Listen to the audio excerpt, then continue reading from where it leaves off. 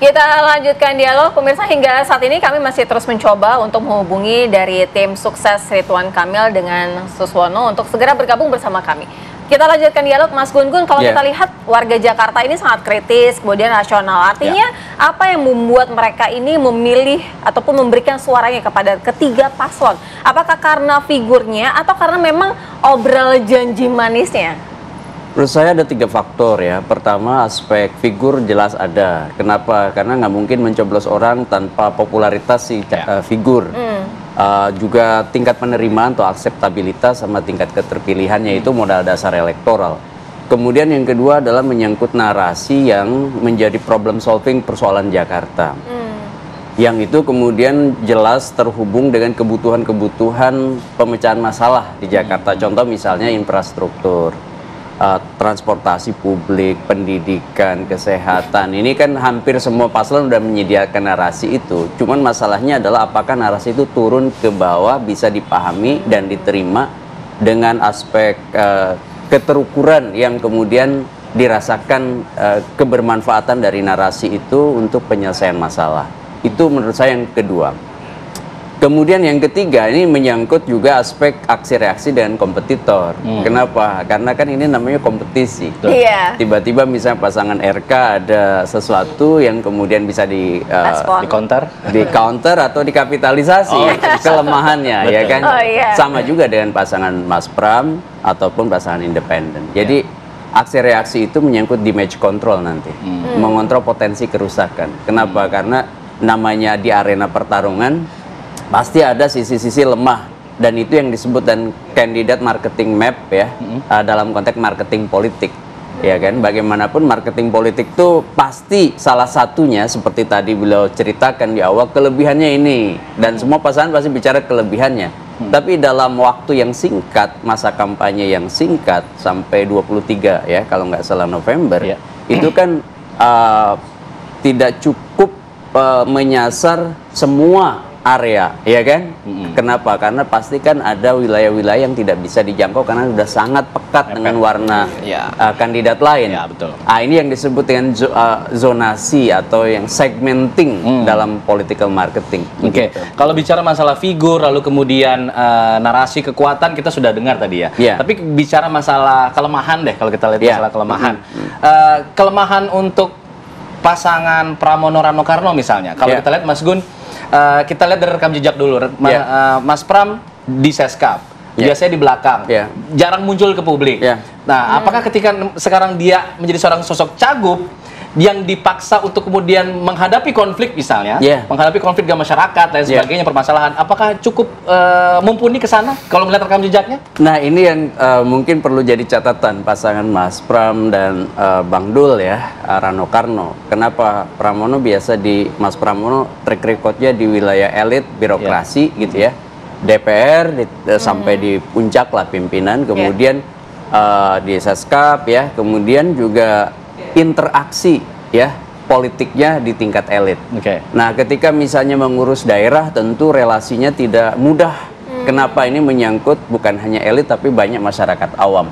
Sehingga bisa jadi pola-pola konflik ya yang terkontrol itu menurut saya menjadi catatan penting dan sekaligus jadi kelemahan. Kenapa? Karena Jakarta ini butuh pemimpin yang bukan hanya mengakomodir tapi juga mampu mengelola manajemen konflik terutama dengan masyarakat bawah dan elemen-elemen kepentingan atau pressure group dan interest group yang ada di Jakarta. Ini bicara konflik ini, mengelola konflik ini masih jadi catatan besar PR, bagi pasangan Pramono. Bahwa di tingkat elit Nah, kemudian Bang Dul tentu popularitasnya tinggi, ya kan, bisa jadi insentif elektoral tambahan bagi Pramono.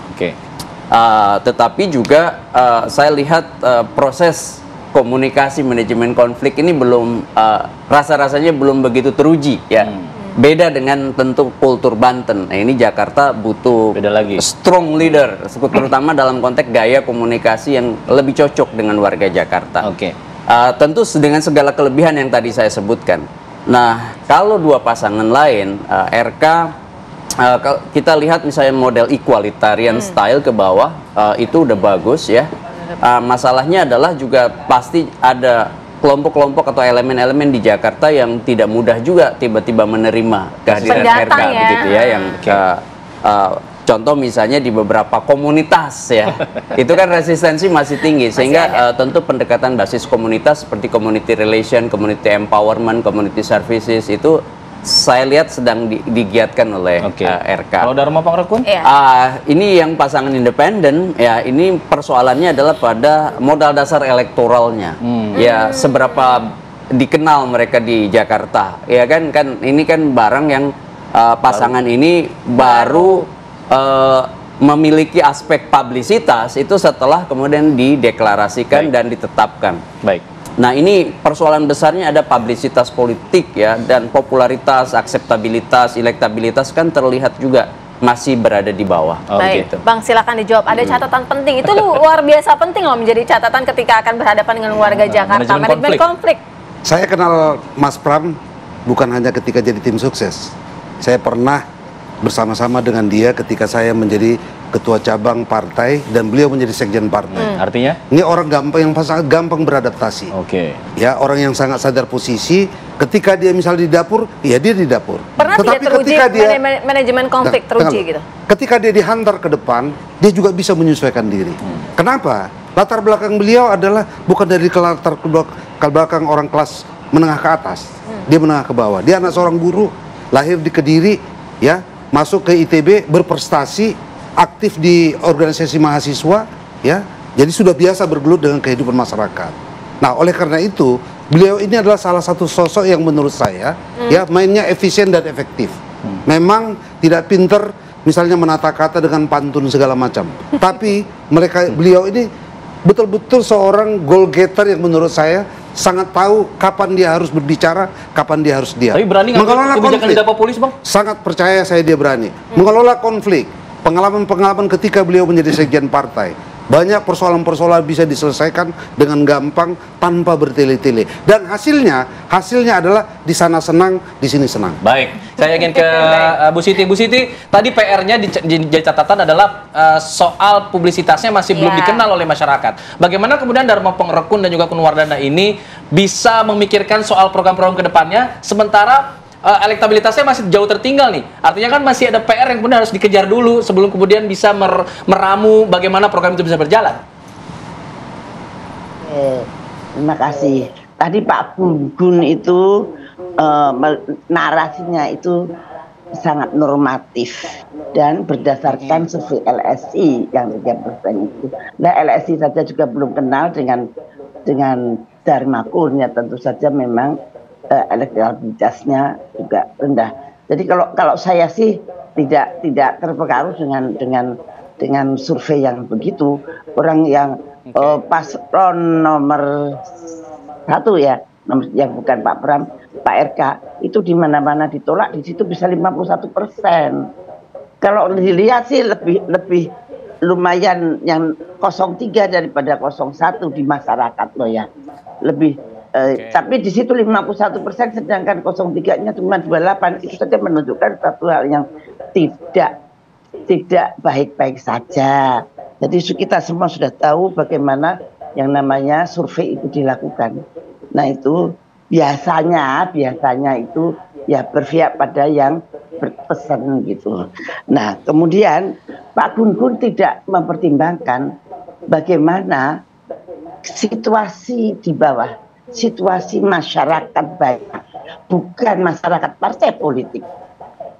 Masyarakat banyak itu sudah banyak sekali yang sangat kecewa dengan partai politik.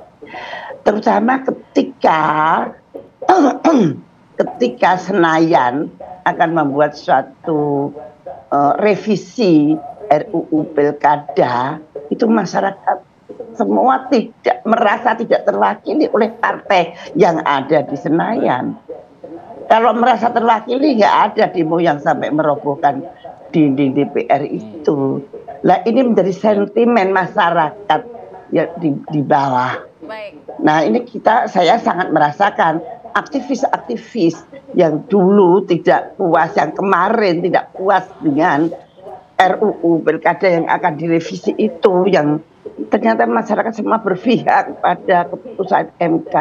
Ini bukan hal yang sepele. Ini ada fenomena masyarakat yang sangat luas.